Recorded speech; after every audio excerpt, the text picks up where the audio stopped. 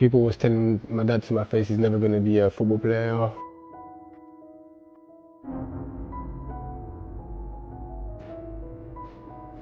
They've never bring me. And everyone was like, why? Why is it they're not bringing me yet? Like everyone was coming in. 2 weeks later, they'll go. Everything I have achieved in football is due to playing football in the streets with my friend by the legend Zinedine Zidane. But my question is, what about those players who have not made it from the street? What helped them to reach far? Today on Premier 7, I want to connect such with a player who made it by way of structure and how his story could help shape Jamaican football.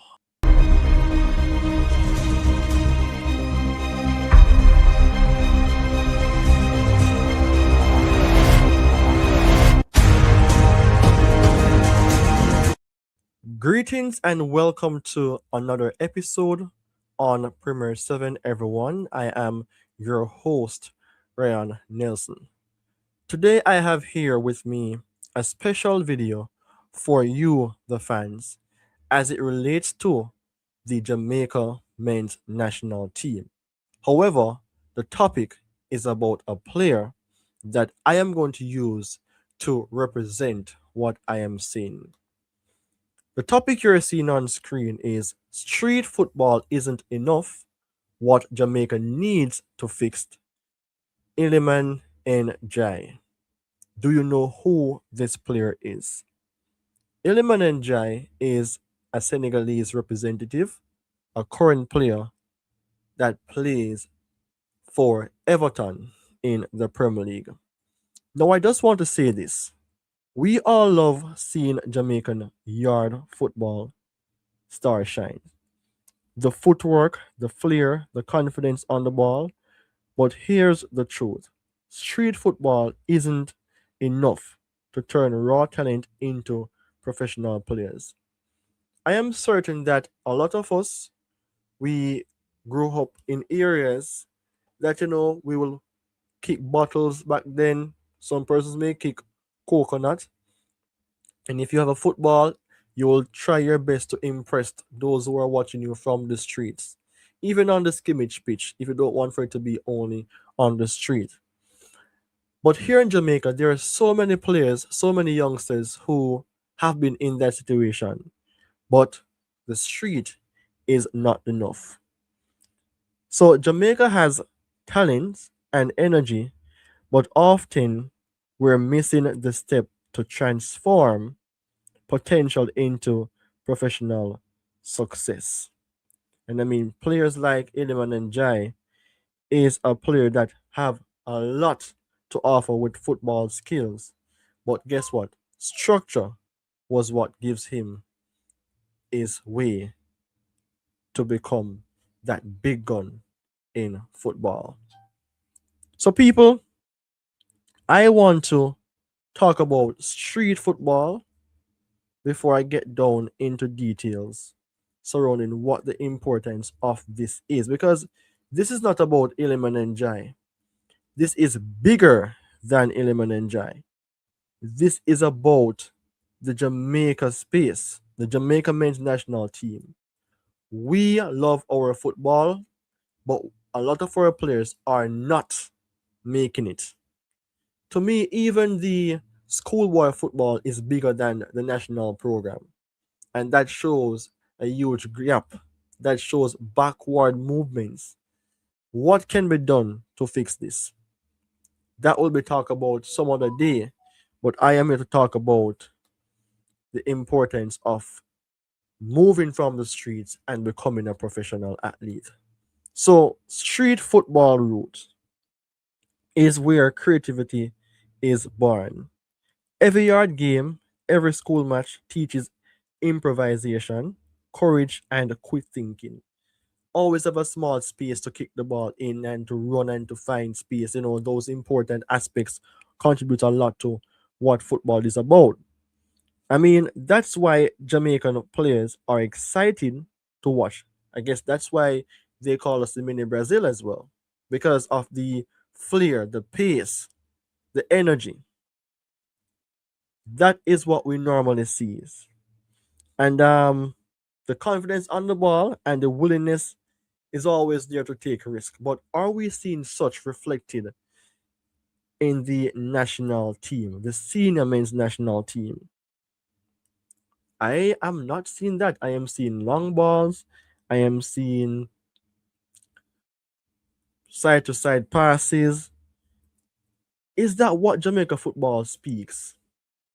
I know that the answer is no because I am a Jamaican and many of you guys are disappointing with what is taking place on a continuous basis. The fact is that street football doesn't teach position, discipline, or tactical awareness. That's why some persons would say, oh, yeah, play so wild. You look good at times, but you don't really understand. It's like making a song with your talent, but you don't understand the structure. So without that next step, raw talent often fades. The power of structure. Look at Iliman Ndiaye as an example. Very good player on the street with his street skills. Street football gave him skill and flair, but when he entered a structured system, coaching, tactical training, consistent practice, something crucial happened. So, structure didn't take away his creativity, it refined it. I repeat, structure didn't take away his creativity, it refined it. He learned when to dribble and when to pass, how to read space and exploit it, how to make decisions that actually win games. Street football gives him the spark. Structure made him a professional. Am I lying with what I'm saying? How often do we watch the Jamaica men's national team and we see whereas players can run into fine spaces and score a goal? How often do we see players with the ball on the flank running like a headless chicken, not passing the ball, and waste an opportunity? How often we see player trying to defend but looks like a menke on the pitch, like they don't know what they're doing because there's no proper structure. And that is just what the reality of Jamaica football is. But bring this back to home, of course. Jamaica has plenty of street football talent, the flair, the energy, the skills. I have some of that, and I have the football IQ as well. But there's something that is called confidence as well. If you're not confident in the game, irrespective of the importance, then you will be able to you will basically underperform. However, I talk about the skill, the flair, the energy. That's not enough. Most players hit that wall. I want Jamaica football to be better, so I have to talk about this. And why this normally happens is because our system isn't strong enough to develop these players further. Many times players fade away because of the weakness in our structure. We don't have any system to build our players. So that's why we have to at least give credit to Craig Butler and Rudolph Speed because they have put themselves in the position to get players elsewhere out of the Jamaican system. Being here alone doesn't make it. I mean, we have some good local coaches, but the system in the administration doesn't count to help Jamaica perform. You know, we have countries that we call third world. Jamaica is way below that when it comes on to football, if there's even anything that's existing as fifth world. So that is why so many promising Jamaican players never make it to the top leagues, right? So talent versus system. The lesson is simple. Talent alone isn't enough. If we should just pivot into track and field or tracks, Usain Bolt proves that.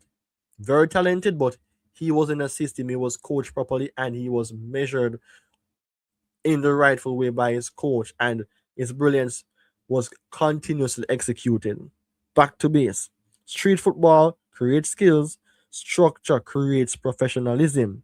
Our kids have the flair, but without a system to refine it, potential is waste. Iliman Ndiaye proves that combining natural talent with proper structure creates a player ready for the big league. So the fact is that Jamaica have a lot of players who can become professional. I was talking to one of my friends about um, how brilliant it is to see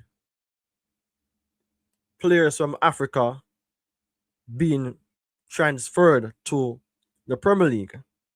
Is it a case that they were built in Europe? Not necessarily, but their raw talent was there. And there's a system as well that helped these players to hit the ground running before they even go elsewhere. Because when I used to watch um, Nigeria when Osimhen was younger, I saw him and I knew he was going to be a great player because of how Nigeria played football. What else is there to say about Jamaica football? What can we fix? What can we fix? Listen up. If you reach this far in the video, people, I really appreciate it because by way of that, it proves that you're paying attention to what I'm saying. And if you're new, this is your first time, please go ahead and subscribe. The goal is 3,000 before December 2025 ends.